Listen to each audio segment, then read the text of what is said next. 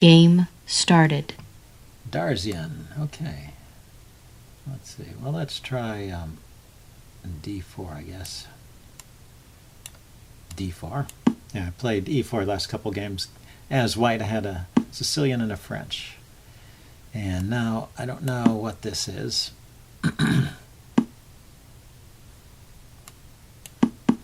Some kind of modern opening. I don't know. It's a very interesting system. Yeah, it looks like a modern.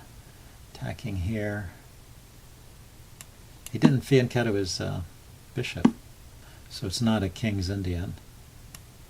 He can still play knight here to attack a bishop on e3, so I'm going to play h3 and bishop e3. That's my idea. And the point of h3 is to stop the knight from coming into g4.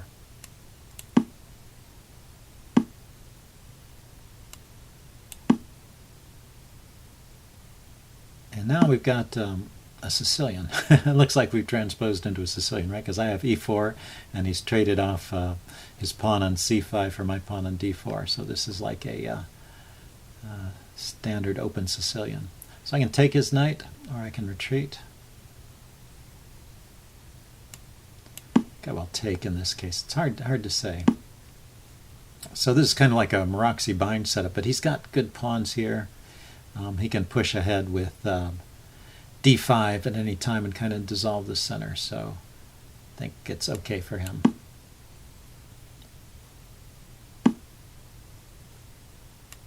And this will leave a loose knight on c3, but it defends the c4 pawn. I'm still expecting him to push d4 at some point. I'm not, the thing is I don't have pressure against e5. I'm expecting him to push d5 rather, and I don't have counter pressure against e5 to stop that. Okay, but what this move indicates he's going to play the move f5. So f5 I will take, and then he has this big majority of pawns in the center, and he can push on perhaps. So should I play f4 first? Maybe f4, f5, takes. I can take. Yeah, why not? This diagonal is covered by the bishop on e3. It creates a weak spot here around my king.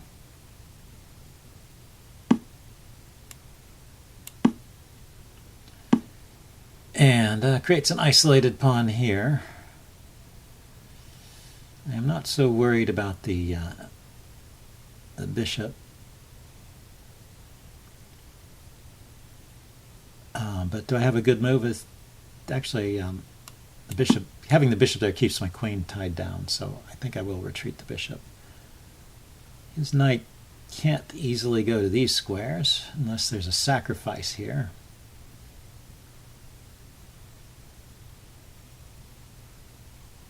It's always possible. And so I want to get a rook on the d file, hit the d6 pawn.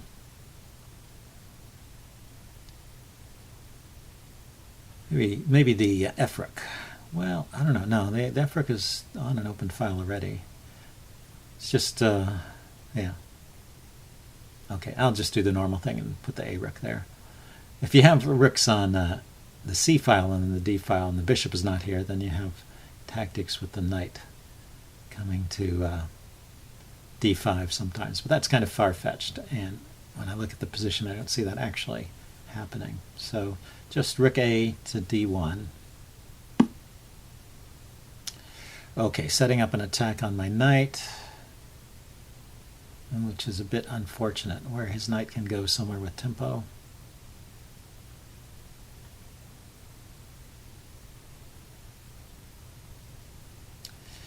So if I move my rook to unpin the knight, yeah, this is kind of sad. If I move my rook to unpin the knight, then he has knight takes c5 hitting my knight. And where does my knight go? And then if I could go somewhere like here attacking his queen, but here it doesn't get the knight back. Okay, but I will play pawn takes knight, give up this knight, and then attack the pawn on d6. So this is a counter-attacking strategy. So knight takes pawn, pawn takes knight, bishop takes knight, and bishop takes d6 would be actually a double attack. It would attack the rook and the queen. Okay, so now this knight is loose. I need to find a better square for him. It's too bad the queen is here. Maybe I'll just lift the queen up if my bishop doesn't get trapped. No, I think it's safe. Then I can bring the knight to knight to e2 at least.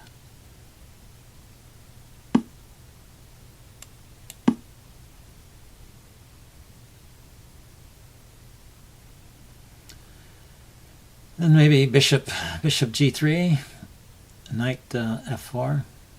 It's a way to improve my pieces.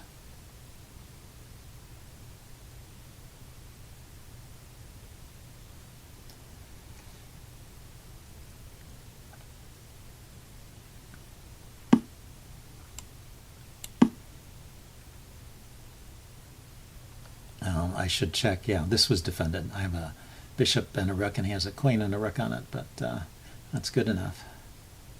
So bishop takes, queen takes out. But this is good. He hit my... it was kind of a knee-jerk reaction with the bishop, but I wanted to move it to g3 anyway. Now I have the move, e5, and I'm thinking I should have played that in the previous... yeah, I should have played that previously, right? Because here... we back up. If I played e5 here, hits the bishop, takes. I could take here first and then take. Maybe it wouldn't have worked. Okay, but this isn't all that great for me. Well, let's maneuver the knight again. So the bishop is protected by my queen. The pawn is not under attack at the moment. Oh, it's protected by the bishop too. And maybe I can just take his light squared bishop. Maybe that's worth something.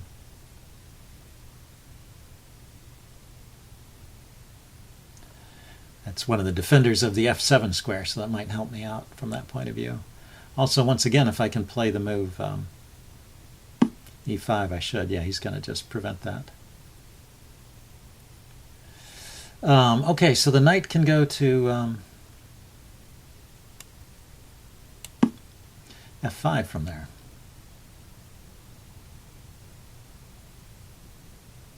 You know, once again, I have two attackers, but he's got defenders. He can take it. He can take the knight on f5.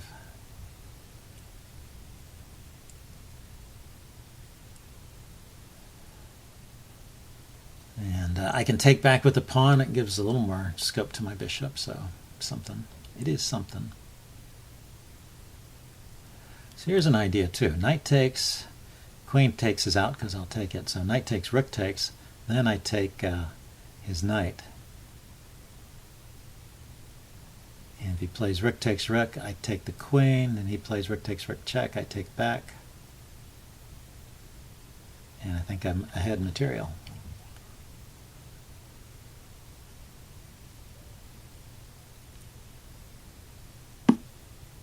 Aha, so he defends the knight. Yeah, so that eliminates that tactic.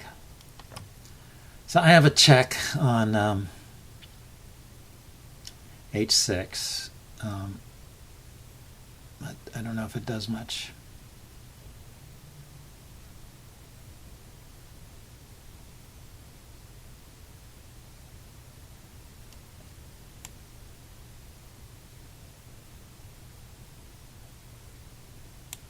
Just going to double on the D file. See if I can just get more pressure.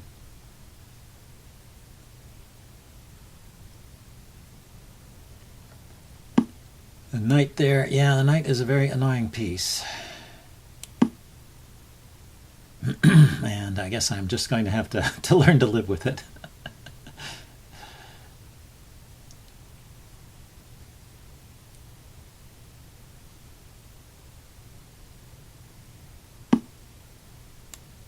Okay, rook to d2 there, so I'm all lined up. Of course, I still have just 2 attackers, and he's got adequate defense, right? I have the move c5 maybe, yeah. c5, pawn takes, rook takes, rook takes, rook takes, queen takes. Yeah, it's all well defended. It's all well defended, but I need to give my bishop a little scope. So let's go here. If knight takes pawn, then I have the bishop to b3 pinning the knight. He can defend it. I take the knight.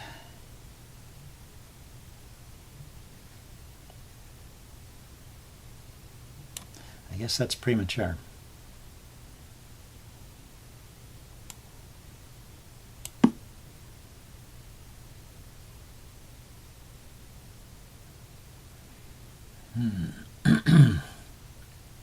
So I'm defending the c4 pawn, so I can play b4 or c5. And then if he takes, I can, after exchanging, I can take back. If he plays this, he's taking advantage of my bishop again. So pawn takes, bishop is loose but not hanging. Let me just bishop back.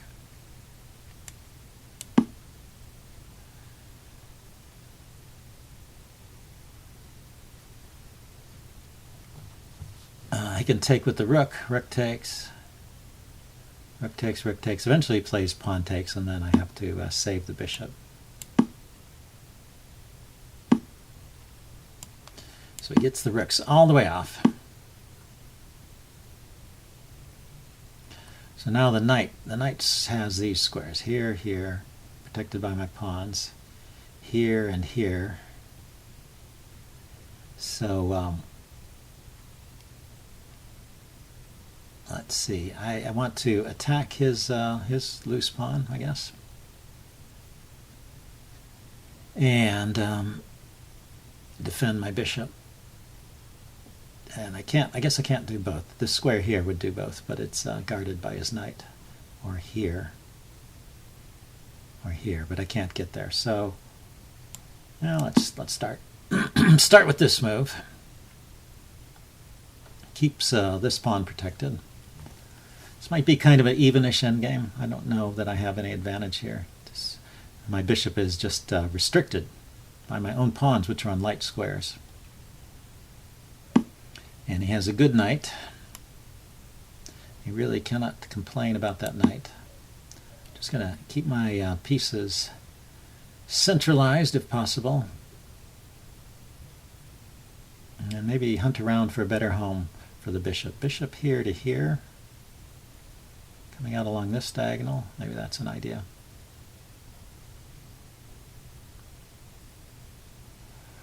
Or here's an idea. Pawn to b4 and bishop to b3 is an idea. Check.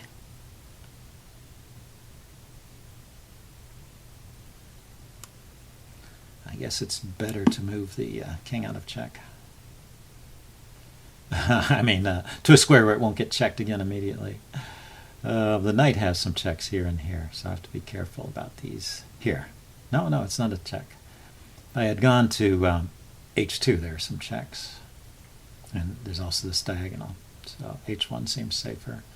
Also, on f1, I'd be exposed to more checks. So b4 is still possible. b4, bishop b3. Gang up on this pawn here. Why not? Yeah, time may become a factor in this game.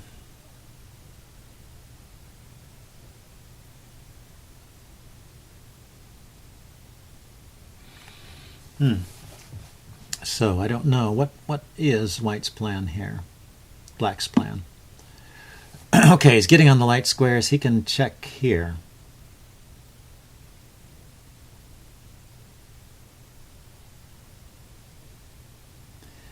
And that forces king to h2. And he can't check here. He can bring the knight in with check, but I can take it.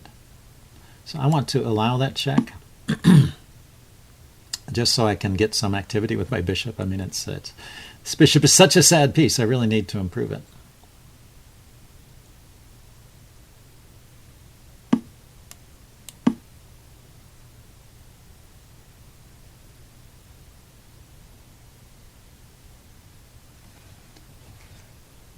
Okay, now I'm threatening to take the pawn, and, well, he can defend it with his king. That's maybe his idea.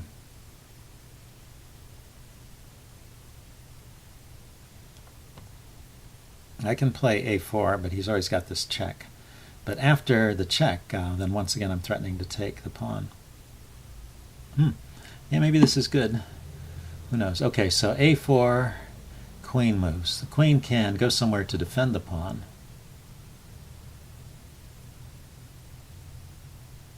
Or, what else is possible? You know, there's also,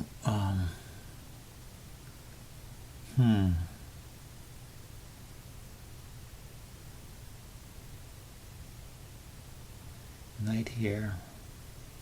Well, I just moved my king on a check, so I don't have to worry about the queen coming to f1 with check.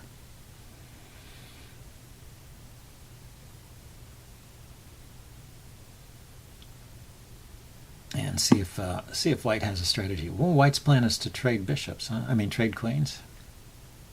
This might be a good good knight endgame. Well, because of his king position. His king position is real good here. So my queen needs to go somewhere safe.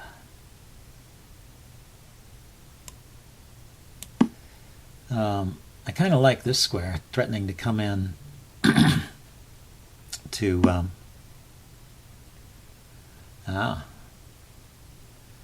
that's interesting. So I have a check here.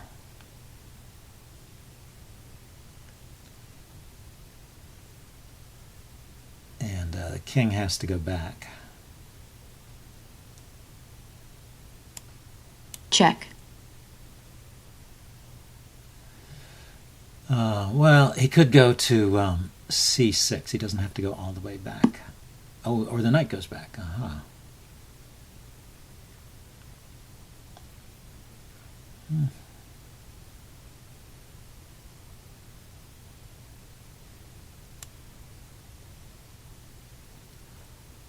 Okay. And he's attacking the f-pawn, so I can't just repeat moves here. Maybe this square. The square defends the f-pawn again and threatens to come with the queen to c5. Yeah, difficult position.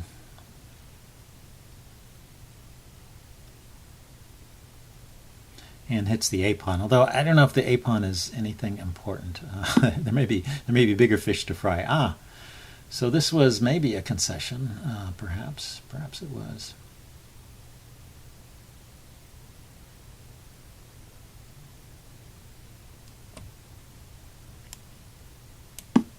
Yeah, my bishop has a little more space, but he's moved his pawn forward. He's got a passed pawn. I should probably respect that a little more. As the Nimzovician saying goes, passed pawns are criminals that should be kept under lock and key.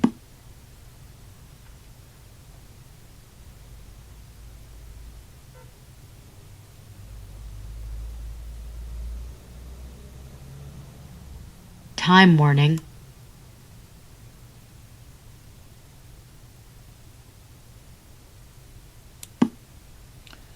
Yeah, maybe he's doing good here. He pushes the pawn, he plays queen to c7, and I don't know if I have enough counterplay to justify that. So I'm thinking queen here. So once again with the idea of queen to c4. I may just have to go for some kind of perpetual c5, perpetual check or something. Check. So if he plays, I didn't want him coming to f1 with check. If he plays something other than a repetition of moves, maybe I can get my queen to c4, and then it's possible there's some kind of mating net here with the bishop and the queen. Hard to see right now. Here, check. Yeah, that defends. That defends.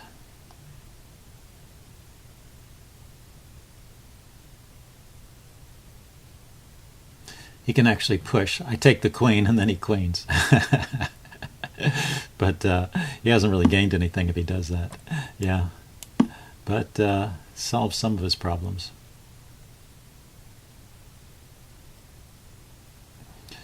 After he queens, I can take on a2. He has to queen.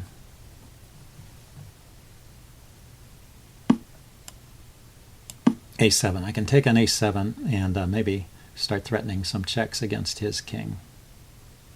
And he doesn't have an immediate check on my king.